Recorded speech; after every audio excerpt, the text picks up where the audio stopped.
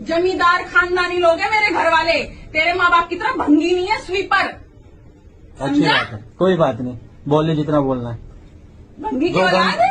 हाँ, मैं भंगी की औलाद है, तो तो क्यों आए बोला, क्यों आए भंगी के पास? भंगी की औलाद क्यों आई? पता नहीं था ना।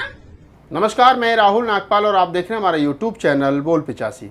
आज मैं आपको एक कहानी की गहराई और उसकी सच्चाई से रूबरू कराना चाह रहा हूं, जो 2-3 दिन से सोशल मीडिया पर ट्रेंडिंग में बनी हुई है। जी हाँ, मैं बात कर रहा हूं ज्योति मौर्य, उसके पति आलोक मौर्य और ज्योति के प्रेमी मनीष दुबे की। ये 3 लोग हैं, इस कहानी के पात्र हैं, और तीनों के बारे में जो सच है, जो मैंने आज सुबह से लेकर के और अब तक सोशल मीडिया के माध्यम से तमाम सोशल प्लेटफॉर्म से जो चीज़ें मैंने इकट्ठा की हैं, वो मैं आपके साथ साझा करना चाह रहा हूँ। पिछले 4-5 दिन से ज्योति यादव के लिए लोग भला बुरा कह रहे हैं, उसके पति के लिए सिंपैथी हैं। उधर जो मनीष दुबे गाजियाबाद में होमगार्ड में कमांडेंट पद पर तैनात हैं, जो ज्योति मौर्य के प्रेमी हैं, उनको लेकर के बहुत ज़्यादा मतलब लोगों में गुस्सा है और योगी सरकार से न्याय की मांग की जा रही है। लेकिन जब मैं इस कहानी की सच्चाई में पहुंचा तो मैंने जानने का प्रयास किया कि आखिरकार इसकी सच्चाई है क्या। आखिरकार ज्योति गलत है, आलोक जो है वो गलत है, या फिर इसमें जो पति पत्नी और वो वाली जो कहानी है जिसमें वो की भूमिका में मनीष दुबे IPS है, या वो गलत है। तो मैंने जो इस पूरी कहानी से मुझे लगा है वो मैं आपके सामने रखना चाह रहा हूँ।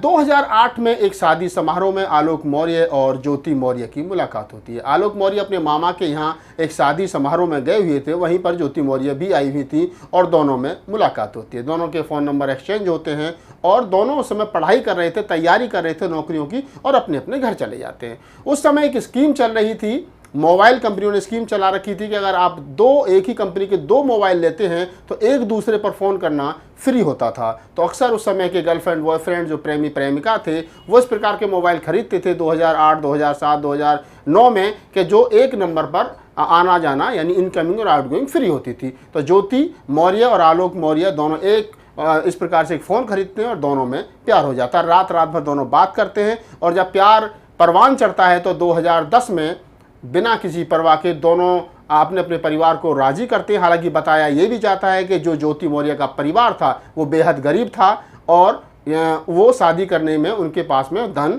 या पैसा जो है वो नहीं था, शादी करने की स्थिति उनकी नहीं थी। लेकिन उधर आलोक मौर्य ने ज्योति मौर्य के परिवार से बात की और उन्होंने कहा कि हमें कोई दान दहेज नहीं चाहिए, आप शादी कर दीजिए। 2010 में आलोक मौर्य और ज्योति मौर्य की शादी हो जाती है, यानी लव मैरिज को अरेंज मैरिज करके दोनों की शादी कर दी जाती है। आलोक मौर्य जो है वो पहले तैयारी कर रहे थे, क्या बहुत सारे पदों पर उन्होंने अपना इंटरव्यू, अपना रिटन टेस्ट दिया, लेकिन कहीं सिलेक्शन नहीं हो पा रहा था।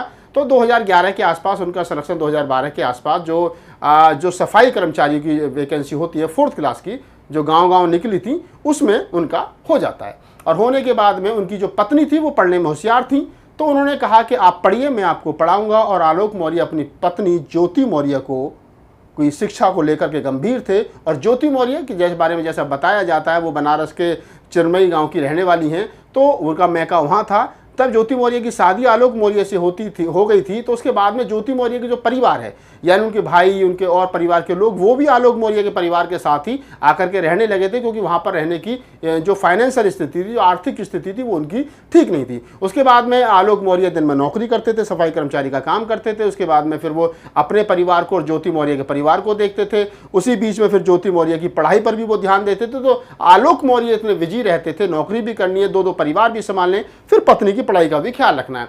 इसी बीच में ज्योति मौर्य इस SDM बनने से पहले, PCS बनने से पहले, वो शिक्षिका के रूप में भी उत्तर प्रदेश सरकार में अपनी सेवाएं दे चुकी हैं। उन्होंने एक टेस्ट दिया था जिसमें वो एज ए शिक्षक नियुक्त हो गई थी। हालांकि उसमें कुछ कागजी गड़बड़ झाला उन्होंने किया था, ऐसा बताया जाता है, ऐसा जांच में पता चला है। लेकिन उस नौकरी को छोड़ने के बाद में जब 2016 में इनका सिलेक्शन PCS में हो गया और ये PCS नियुक्त हो गई, तो उसके बाद में फिर उससे पहले 2014 के आसपास इनके पास में जुड़वा 2 बेटियां जो है वो हो गई थी। तो जुड़वा बेटियों का भी भार आलोक मौर्य के कंधों पर था, 2 परिवारों का भी भार आलोक मौर्य के कंधों पर था, अपनी नौकरी भी करनी थी और साथ ही साथ पत्नी को भी पढ़ाना था। तो ये सारे परिवार को संभालते हुए ज्योति मौर्य को कहीं ना कहीं शिक्षित करने की जो जिद थी और ज्योति मौर्य में जो पढ़ाई के प्रति लगन थी, उसको लेकर के आलोक मौर्य बड़े सजग थे, जिसके चलते उसका परिणाम भी मिला और 2016 में ज्योति मौर्य ने पीसीएस की जो परीक्षा है वो क्लियर कर ली और 2016 की वो पीसीएस अधिकारी हो गई।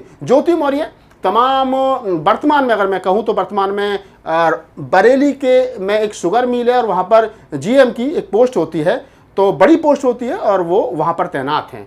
इसी बीच क्या होता है कि जब ज्योति मौर्य को सरकारी आवास मिल जाता है, लेकिन इससे पहले वो लखनऊ और लखनऊ के अलावा बाराबंकी और कई जिलों में वो तैनात रही हैं, अन्य अन्य पदों पर, एसडीएम के पद पर और कई पदों पर तैनात रही हैं। इसी बीच उनकी जो दोस्ती है अपने से छोटी उम्र के मनीष दुबे से हो जाती है, जो आईपीएस है। मनीष दुबे के बारे में जो जानकारी अभी तक मिली है, मनीष दुबे का अपनी पत्नी के साथ में जो है वो फैमिली कोर्ट में मामला जो है वो चल रहा है। अपनी पति पत्नी के बीच में डिस्प्यूट है, जिसको लेकर के उनकी पत्नी ने जो है वो फैमिली कोर्ट में मामला डाल रखा है। इससे पहले भी मनीष दुबे पर एक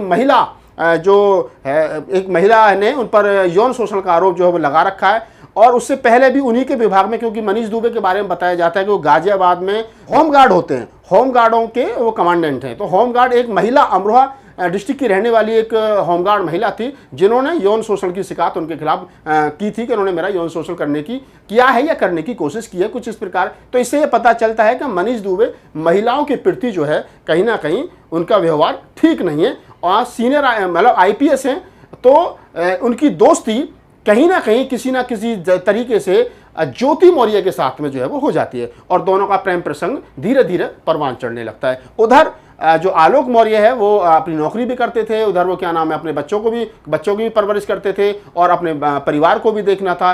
इसी बीच में आरोप लगे हैं कि ज्योति मौर्य ने अनंत फनंत पैसा कमाया और पैसा कमाने के बाद में मकान बनाया, सब कुछ किया, अपने परिवार को, मैके वालों को सेट कर दिया, अपने भाई बहनों को सेट कर दिया और उधर आलोक मौर्य जो है वो परिवार को संभालने में लगा रहा। आलोक मौर्य के बारे में ये कहा जाता है कि आलोक मौर्य जब वो सरकारी आवास पर जाता था, अपनी पत्नी के सरकारी आवास पर जो उनको मिला हुआ था, तो कई बार उनको कुछ आपत्तिजनक चीज़ें वहाँ देखने को मिली। तो वो अक्सर जब अपनी पत्नी से इस बारे में पूछते थे कि आपके रूम में इस प्रकार से ये सारी चीज़ें क्यों हैं, तो उनकी पत्नी जो है वो सही सटीक जवाब उनको नहीं देती थी। बहुत सारे जब आलोक मौर्य ने उनके मोबाइल को चेक करना चाहा तो उनको मालूम हुआ कि उनकी पत्नी का अफेयर जो है वो कहीं ना कहीं जो है वो चल रहा है, क्योंकि रात को जब वो घर पर आती हैं तो देर रात तक चैटिंग करती हैं, फ़ोन पर बात करती हैं। फ़ोन पर बात करने को लेकर के, चैटिंग को लेकर के अक्सर ज्योति मौर्य में और आलोक मौर्य में अक्सर झगड़ा होता था। बच्चे, इन दोनों के बीच में कहीं ना कहीं बच्चों का भविष्य भी दांव पर लगा हुआ था।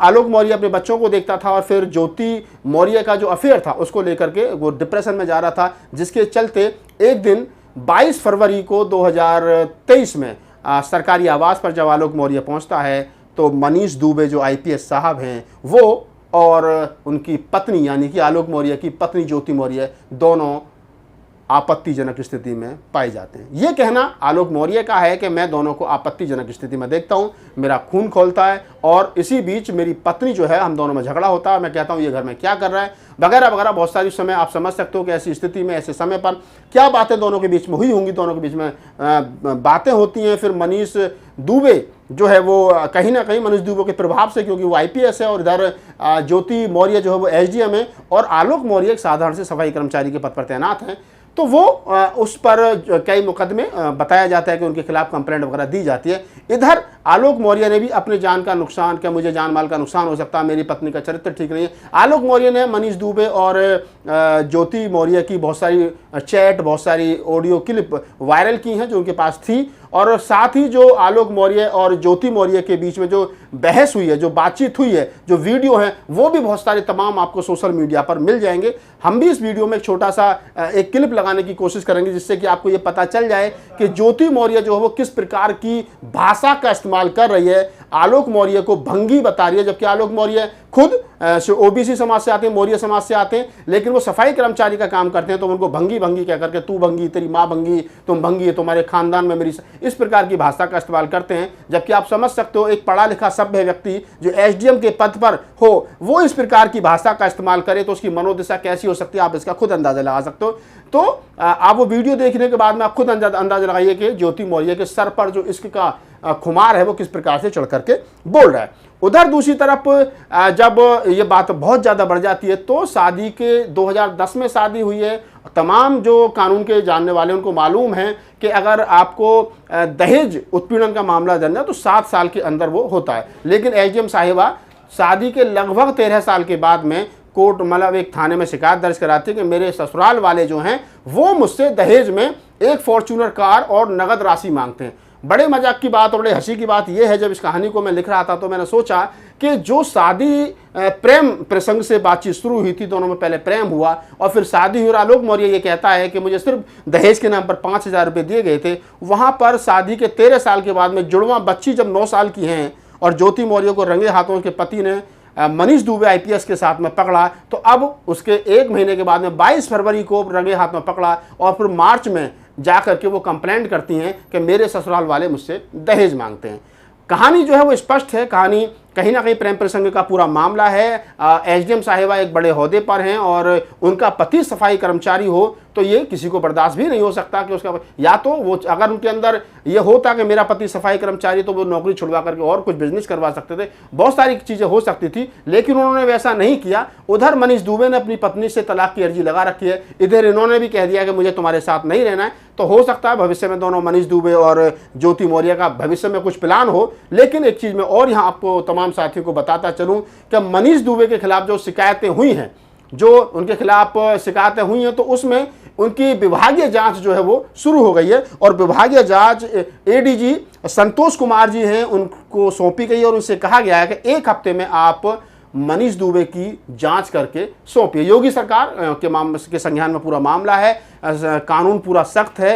होगा क्या भविष्य में नहीं पता, लेकिन मैं इतना जरूर कह सकता हूं कि कहीं ना कहीं इस पूरे मामले में 2 लोगों का सबसे ज़्यादा नुकसान है। एक तो वो 2 मासूम बच्चियां जो 9 वर्ष की हैं, जिनको ये नहीं पता है कि उनकी माँ क्या कर रही है और किस लेवल तक वो चली गई हैं, और उधर दूसरी तरफ वो आदमी कि जिसने बड़े सपने सजाए थे, 4th क्लास की नौकरी करते हुए, सफाई कर्मचारी की नौकरी करते हुए, जिसने अपनी पत्नी को पढ़ाया लिखाया और एसडीएम तक बनाया, वो चाहता तो अपनी पत्नी को घर से बाहर नहीं निकलने देता। वो भी अगर उस प्रधान वाली उसकी सोच होती तो हो सकता है वो अपनी पत्नी को घर में रोटी और झाड़ू और पोछा करने के लिए रखता और 30-35-40 हज़ार रुपये जो उसे सफाई कर्मचारी के रूप में मानदेय मिलता है उससे वो अपना घर चला लेता। लेकिन उसके अंदर भी कहीं ना कहीं ये लगी कि नहीं, महिलाएं पढ़ेंगी बढ़ेंगी तो अच्छी बात है, तो उसने अपनी पत्नी को पढ़ाया लिखाया और 13 साल के बाद में अब उसकी पत्नी उसके साथ किस तरीके का व्यवहार कर रही है ये आपके सामने है। सोशल मीडिया पर तमाम चीज़ें हैं। तो इस पूरी कहानी में, इस पूरे किस्से में 2 लोगों का सबसे ज़्यादा नुकसान है। एक उन 2 मासूम बच्चियों का, उनका भविष्य अंधकार में है, और दूसरी तरफ